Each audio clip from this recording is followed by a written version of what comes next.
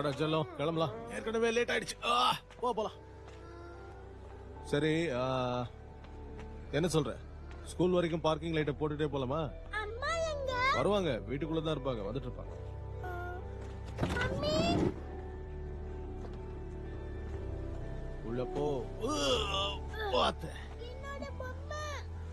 Tom உனக்காக ஒரு package வந்திருக்கு டோக்கியோல இருந்து. டோக்கியோல இருந்தா இந்த ஹானுக்கு வேற வேலை இல்லை, எதையாவது அனுப்பிக்கிட்டே இருக்கா.